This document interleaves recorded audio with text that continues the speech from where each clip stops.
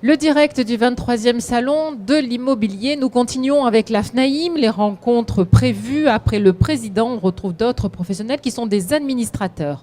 Ils vont cet après-midi vous aider à bien investir. Bien investir, bien sûr, dans l'immobilier, vous l'aurez compris. Alors, investir dans l'existant, comment optimiser son rendement? Ce sera le premier sujet que l'on va voir ensemble. Bernard Helme, bonjour. Bonjour. C'est avec vous que je vais commencer. Et puis tout de suite après, nous retrouverons les deux autres intervenants qui nous ont rejoints, André Périssel et Samuel de Saint-Laurent. Alors Bernard Helme, vous êtes vous-même ancien président de la FNAIM, Oui, toujours administrateur. tout à fait. J'aimerais d'abord qu'on voit avec vous comment choisir son investissement immobilier. Pour choisir, le plus important, je présume que c'est la rentabilité de ce bien. Alors comment peut-on voir cette rentabilité? Comment faut-il agir pour bien choisir? Alors, je vais déjà un petit peu au départ modérer vos propos. Bien entendu, il est évident que quand on a un bien en investissement, plus la rentabilité est importante, plus c'est agréable. Mieux c'est. Voilà. Mieux c'est. Mais pour modérer un petit peu quand même, pour des gens qui investissent, et on investit dans l'immobilier à peu près pour une certaine durée quand même. 20 ans? Voilà, la plupart du temps. On investit souvent quand on a un boulot, qu'on gagne sa vie, donc c'est pas uniquement pour en vivre.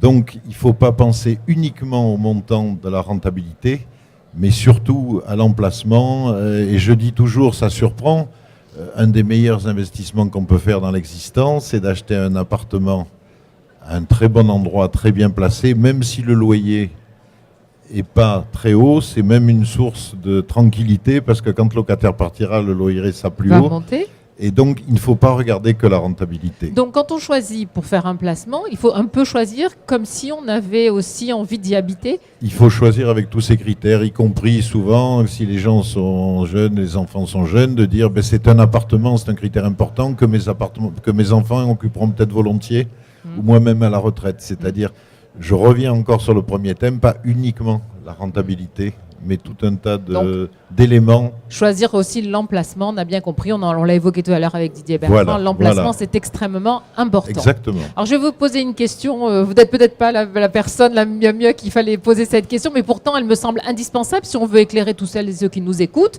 Est-ce qu'il vaut mieux acheter dans le neuf ou dans l'existant? Alors, ça, je suis effectivement placé... Mais je suis sûr que vous allez rester objectif. Sauf qu'au début de ma carrière, je ne vendais que du neuf pendant 15 ans. Bon, donc j'ai fait les deux, donc je peux en parler. Vous connaissez les deux.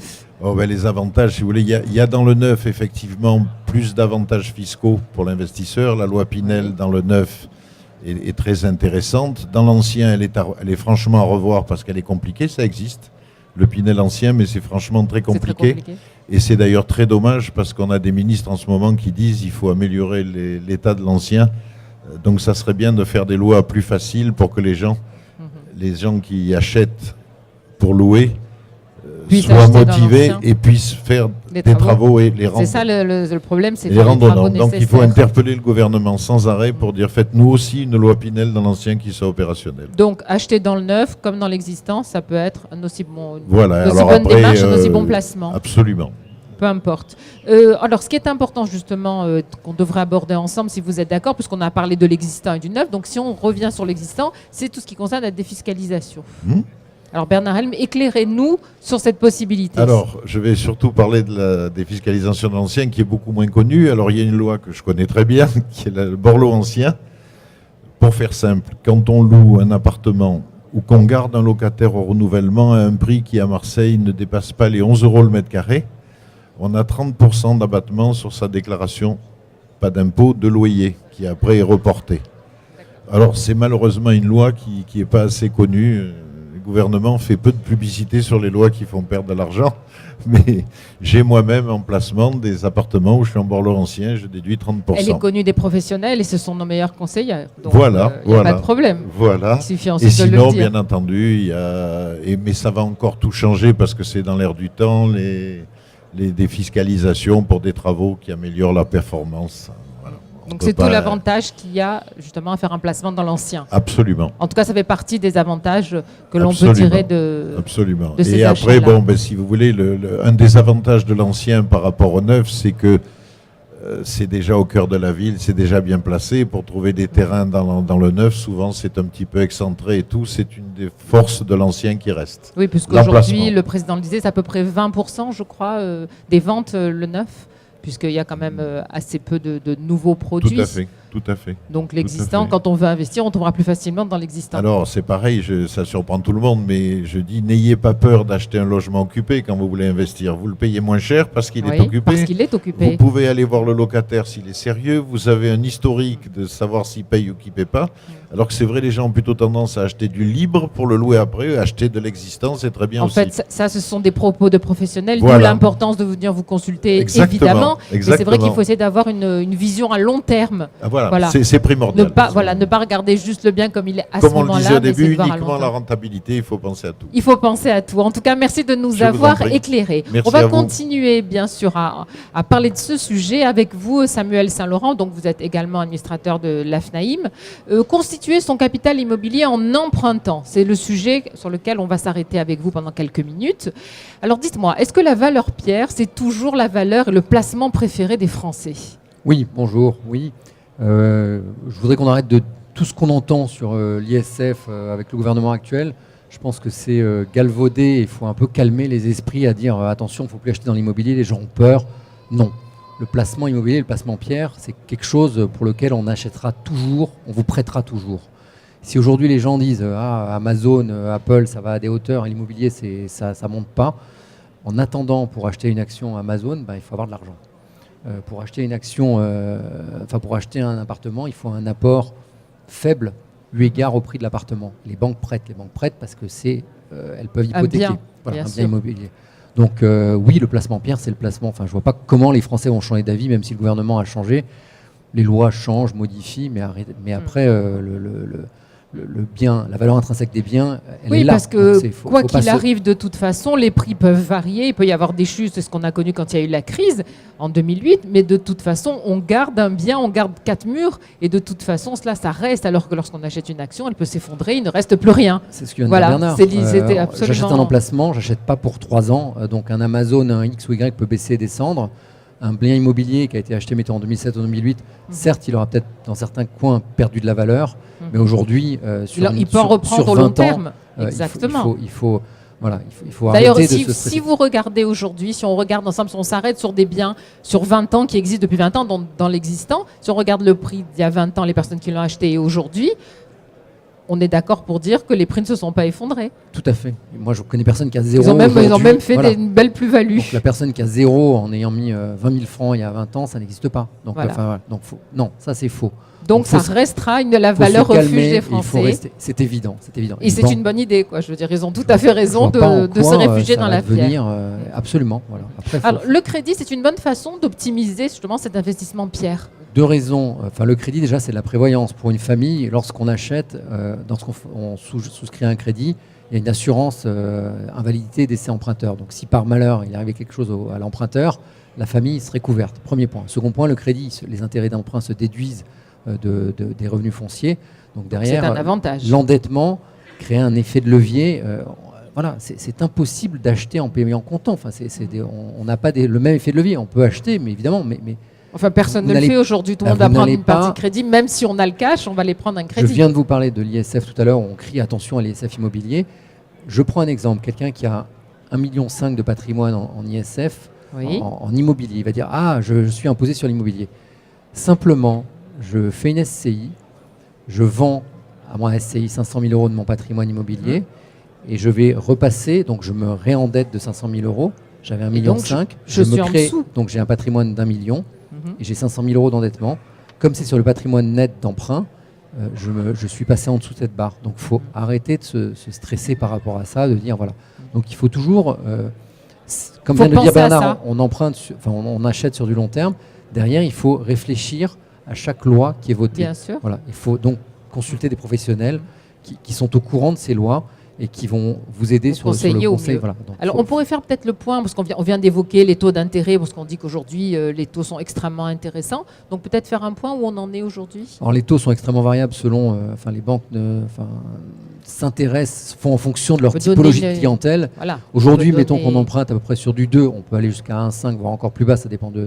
Voilà. Si j'emprunte sur du 2 aujourd'hui, je vais louer, par exemple, sur Marseille, sur du 4 au minimum, j'ai une rentabilité. Donc, j'ai déjà un placement qui est de 2, je gagne 2 points par rapport à... C'est déjà bien. Voilà. Ce qui est formidable. Donc il faut arrêter de dire c'est pas bien, c'est dangereux, il y a du risque. Il n'y a pas de risque en fait. Et aujourd'hui, on a une visibilité, on sait que les taux d'intérêt ne vont pas augmenter. Normalement, je vois pas comment il n'y a pas de possibilité, monter, donc on a une garantie quand même sur un court moyen terme. Si on fait des choses de manière... Vous avez un micro, Pardon. Quand les taux d'intérêt augmentent, c'est que l'inflation repart, les loyers aussi. Donc il y a une contrepartie. Absolument. Excuse-moi de t'avoir. Non, mais tout à fait, voilà, exactement. Donc en fait, le risque, il est très modéré. Donc c'est une rente à peu près régulière. Donc quand je vous écoute, et c'est assez rassurant, on se dit qu'en fin de compte, ça reste le meilleur placement et on a toutes les garanties. Moi, ce qui m'agace, c'est le discours qu'on entend aujourd'hui en disant l'ISF immobilier... voilà, les gens qui vous disent faut vendre. Non, faut pas vendre, faut garder, faut arbitrer et faut estimer son patrimoine. Il faut consulter un professionnel qui va vous dire qu'est-ce que je fais, qu'est-ce que je garde. Absolument. Moi, donc on en revient toujours au conseil des professionnels. Chaque année, moi, je propose à mes propriétaires qu'est-ce qu'on fait, est-ce qu'on garde, on vend. Voilà. De toute façon, vous arbitrez tous les ans. Et oui, et on peut pas. De toute façon, dans un monde aujourd'hui, il faut être flexible, connaître son patrimoine. De toutes les manières, dès lors que vous êtes assujetti à l'ISF, il faut le faire chaque année. Donc là, on revient dans les mêmes débats. On voit, je fais des travaux, je n'en fais pas, mon locataire s'en va, est-ce que je garde, je vends. Donc c'est difficile à faire tout seul. Je pense que c'est avec des professionnels. C'est notre combat de tous les jours et notre débat. Et voilà. Et après, c'est pas très compliqué. Il faut juste se faire conseiller. Et rappeler donc la déduction des intérêts d'emprunt sur les revenus locatifs. Ça aussi, c'est un avantage auquel certaines personnes ne pensent pas. Les gens disent la gestion empruntée, etc. On déduit. Enfin, c'est déductible. Donc faut arrêter de dramatiser ça. Par contre, c'est vrai que pour un particulier, c'est compliqué aujourd'hui. Il est un peu perdu. C'est mais difficile. Qu'il vienne voir un professionnel, on va le rassurer. Donc tout paraît simple. Après, il faut juste acheter le bon bien, le bien juste. C'est pas compliqué. Allez-y, vous avez un micro, il n'y a pas de problème. C'est important d'ailleurs, il a très bien parlé, mon confrère, du manque de danger, d'absence de danger dans l'ancien. Oui. Les gros dangers qu'il y a eu célèbres, c'est que dans le neuf. C'est vrai. Donc, sur les défiscalisations dans des bleds perdus. Absolument, et on sait à quel point les gens après n'arrivent pas à revendre les biens. Et pas de conseil d'agent immobilier. Voilà, je me permettais Apollonia, je pense que vous êtes d'accord et que cette conclusion vous convient. On est une ville qui est quand même assez dense et assez grande. Il y a de l'emploi, il y a un bassin d'emploi. Donc Bernard vient de le résumer. Là-dessus, on a cette chance. On arrive à louer. Donc, quand on discute avec des confrères dans la Pampa, effectivement, le débat est plus compliqué. Voilà. Mais c'est vrai que tous ces produits, il y en a eu beaucoup comme ça isolés, et aujourd'hui, ça pose un vrai problème. Merci beaucoup. On va continuer avec vous, André Périssel. On va parler de la sécurisation du loyer, puisqu'on a parlé des biens, on a parlé des crédits. Maintenant, voyons un petit peu ce qu'il en est au niveau du loyer. Donc, si je confie mon bien, je l'ai acheté, je veux maintenant qu'il soit en gestion locative, c'est quand même peut-être la meilleure façon de me garantir pour le paiement des loyers. Oui, la meilleure façon de se garantir pour le paiement des loyers, c'est de confier la gestion à administrateur de biens, et FNAIM de surcroît. D'une part, chez les administrateurs de biens, le taux moyen d'impayé est inférieur à 2% du volume des loyers. Donc on a de très bons résultats parce que nous sélectionnons les candidats locataires et nous sélectionnons surtout par rapport à la solvabilité. On n'a pas la possibilité d'accepter un endettement de plus de 33% par rapport au montant du loyer. Donc l'administrateur de biens sélectionne le locataire par rapport à la solvabilité. Les candidats, donc. Et les candidats, et pour sécuriser le bailleur, parce que le bailleur a emprunté, parce qu'il a des charges de copropriété à payer. Pour sécuriser, nous proposons en annexe de la gestion locative la garantie des loyers impayés. Ou la garantie des loyers... quel en est le mécanisme? Donc on a deux niveaux, la garantie des loyers impayés et la garantie des loyers impayés et détérioration immobilière. D'accord, on va commencer donc par les loyers impayés. Les loyers impayés, en cas d'impayé du locataire, la garantie prend en charge les frais d'huissier, les frais d'avocat et ensuite le paiement des loyers impayés. C'est vous qui vous en occupez? C'est nous qui nous occupons de toute la gestion, donc la relance du locataire, la mise en demeure, la remise du dossier à l'huissier, la remise du dossier à l'avocat. Le suivi, bien sûr. Si on va jusque-là. Si on va jusque-là. Et donc la prise en charge des loyers dans un plafond de 60 000 € qui est plus de 2 ans. On a le temps de voir venir. On a le temps. Oui.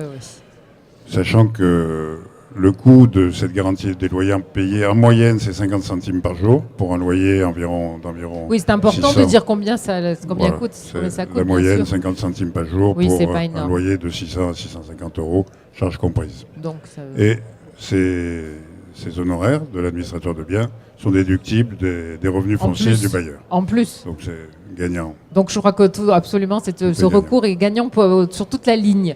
Maintenant, ce qu'il en est de la garantie des détériorations immobilières, parce que ça peut arriver qu'on loue un bien et que quand on retourne pour récupérer le bien à la fin du bail, eh bien, on est de mauvaises surprises. Voilà, la garantie des détériorations immobilières, comme son nom l'indique, prend en charge vraiment les dégradations. C'est pas la vétusté. Un locataire qui est resté 10 ans dans un bien. Une vétusté normale est prise en compte, bien sûr. On peut constater de la vétusté normale, mais un locataire qui aurait arraché la tapisserie, brûlé la moquette, arraché des interrupteurs, Ouais. ça fait partie des détériorations immobilières. À la suite du constat d'état des lieux, le locataire admet qu'il a détérioré, ou sinon c'est un constat d'huissier. Et à ce moment-là, il y a une déclaration auprès de l'assureur qui prend en charge la concurrence en moyenne de 7 000 euros de détérioration. D'accord. Donc ça aussi, c'est la même chose. C'est vous qui vous occupez de tout cela. Exactement. Très bien. Et après, vous cherchez un autre Et on locataire si cherche besoin un est. locataire. Je voudrais qu'on dise un mot, si vous le voulez bien, André Périssel, du dispositif Visal. Qu'est-ce que c'est? Donc le dispositif Visal, c'est un dispositif gratuit, mis en place par l'État, les pouvoirs publics. Un dispositif qui s'adresse aux étudiants moins de 30 ans et Oui. pour les plus de 30 ans, les salariés en CDD et en situation de travail précaire. Oui. Le loyer doit être inférieur à 1 300 euros en province. Oui. Le locataire doit s'inscrire sur Internet et demander son pass Visal. Et à partir du moment où il a souscrit un pass, il a un pass Il en Visal, bénéficie. il peut aller voir l'administrateur de biens de la FNAIM toujours, et il peut louer avec cette garantie de l'État. C'est l'État En fait, c'est l'État qui se porte caution voilà, qui est du loyer. caution pour Voilà. garantir que le paiement du loyer. Exactement. Donc Donc, ça, voilà. c'est une garantie en plus, bien évidemment, pour le propriétaire. Garantie en plus pour le propriétaire qui, à ce moment-là, est gratuite. Oui, ça, c'est quand même très intéressant Tout de à le fait. rappeler. Tout à fait. Très bien, messieurs, merci beaucoup d'avoir fait le point. On a pu Merci. faire le point ensemble. Moi, ce que je vous propose maintenant, c'est de se retrouver dans quelques minutes. À 16h, on parlera justement du formalisme juridique. On va retrouver donc toute la gestion locative, comment elle est sécurisée par les professionnels de l'AFNAIM. Et 3 nouvelles personnes de l'AFNAIM, nouveaux adhérents, seront avec nous ici. Merci, messieurs, et bon après-midi. Merci. On le coupe.